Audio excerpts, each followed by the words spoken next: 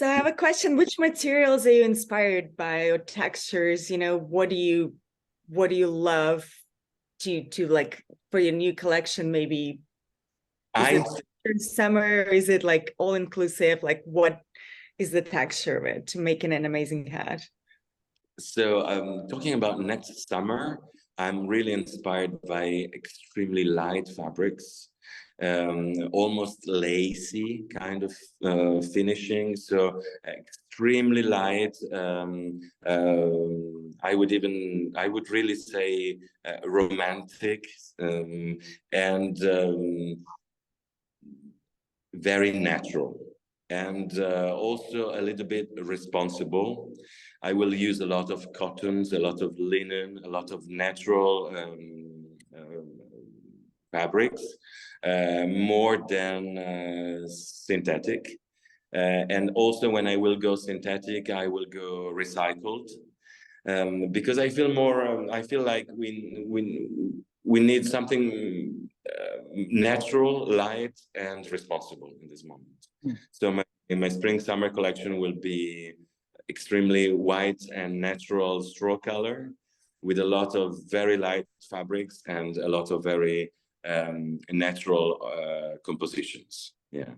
Love that you support the environment. I think fashion is just such an amazing example of being a responsible human being, and the way it's produced. And how do you guys produce is it all Italy based, or do you like source it out? Like what is the production process? So concerning the fabric that we choose, they are all made in EU. So it's always Europe. If it's not Italy, it's France. When it's not France, it's Spain. When it's not Spain, it's England. But most of them are, 100% of them, sorry, are produced in Italy. In terms of fabrics. In terms of straws, of course, unfortunately in Europe, we don't produce straws anymore. So we are obliged to buy them abroad. We are very happy because we can find amazing qualities nowadays in Philippines, in Bali, in Madagascar. But we also keep our beautiful qualities of palm that we buy in Ecuador, so our Panama hats. But at the same time, we have amazing quality of raffia coming from Tunisia, coming from the north of Africa.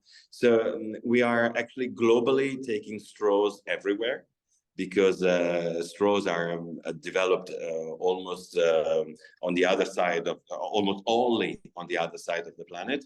But regarding the fabrics, we are producing them and buying them in Europe. Also regarding the supply chain, we are producing all in the EU. We are not moving out of the EU. We have some amazing partners in Portugal, in Spain, in Germany, and of course, 90% of our production is made in Italy. We'll talk another follow-up. Now people seem to be shifting more towards, I guess, softer fashion. No big brands and no showing off. Do you think that's going to be reflected in your designs too, following up on what Eugenia said, for example? Your latest coming collections? I think that I'm not entirely sure. Actually, there is definitely a desire of being, I don't know how to say it, but I wouldn't say down, because it's not a nice word, but everything is more calm now. Yeah, I think it's more calm. I think that fashion is always reflecting our times. We are in a very kind of complicated and not easy to understand kind of a moment historically, and fashion is moving at the same fastness. Let's say we are in a very kind of calm moment, which we don't want to show up that much. We don't want to, we want to stay more minimal, more basic. I think it's a moment for fashion. I don't think it's gonna stay forever. I think that we will soon need again the glitters, the feathers, the color that we just wanted a few months ago coming out from COVID. I think that it's just the war that is and the economic situation of the world that is kind of keeping us a little bit down, a little bit basic, a little bit softer. But I think that will soon come back the desire of party and colors, glitters, and feathers. Oh, we're gonna go Marlene Dietrich. Last question, Eugenia. Yeah. So what inspires you? Is it like social situations? Is it, visual? I always look at the artists and like, what is your inspiration? Like, how do you come up with ideas and what is your creative process in that? To be honest with you, I feel myself like someone who loves to observe people and observe what people do and the behavior they have and society movements and young people. I'm very inspired by young generations. I'm an observer of the society, so the inspiration is it's a bit maybe usual to say, but it's really the street. People in the street are inspiring me. Fashion is inspiring me a lot because we are an accessory of fashion. We want to accessorize fashion because we do produce a single product, which is a hat. Which accessorize a total look. So if we are not observing what is happening in fashion, we are lost. We definitely need to be very updated about what's happening in fashion and try to offer a product which is perfect to complete your beautiful pret-a-porter look. So I think that fashion is definitely my first inspiration, and society and street are my other very important inspiration for creating hats, definitely. Oh, I have one more question. You got to open in a museum soon. Yes, in a few days. In a few days. Yes, on the 4th of April, in occasion to our 162nd anniversary. We will open the museum in Alessandria, so the city that made everything happen, the city where Giuseppe Borsalino started the company. And, the place where the museum will open is the former Borsalino first factory in Alessandria, which is now in the center of Alessandria. In 1857, it was out of the city. Now, of course, 162 years later, it's in the very center of Alessandria. And Borsalino gave this huge building as a gift to the Alessandria University. But a few months ago, the Alessandria University gave us the opportunity to get back some of the rooms that we gave to the university. And we decided to create this beautiful experience because it's a museum, but I want people to know that they are not just entering a museum, they are actually entering a new experience, because the museum will be also a path through our manufacturing. You will actually have a virtual experience of entering in our Alessandria producing company, and you will have a chance to walk through the company as you were walking really into the company and see all the process of creating the felt, by starting from the hair to the final hat. And it's really an experience that makes you walk through the entire process. And as you know, we to produce a hat, we have 78 process in our production system. So you will actually walk through all the 78 steps of production.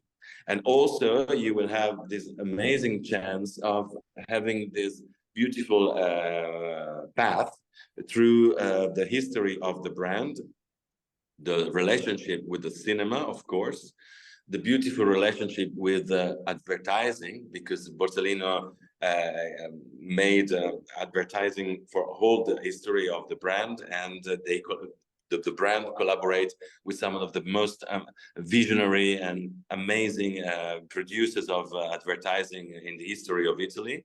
And also you will have a path through the different shapes that we produce and the history of this shape since 1857 to nowadays. So, it will be an amazing experience for first of all for all the people of Alessandria that see Borsalino as a father, because you know, in 1940 in a little town of 100,000 people, 6,000 people were working at Borsalino. 6,000? 6,000 employees in 1941. Oh, I had no clue. Okay. That's Incredible. amazing. You created such an industry. I really had.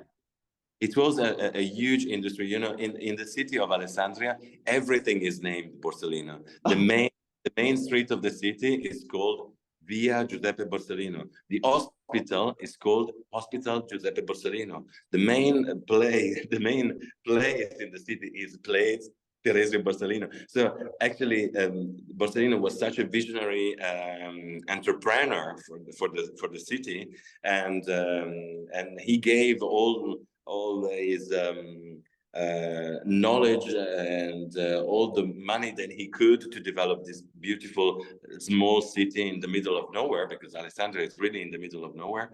And he made this territory extremely rich and industrially interesting in the scenario of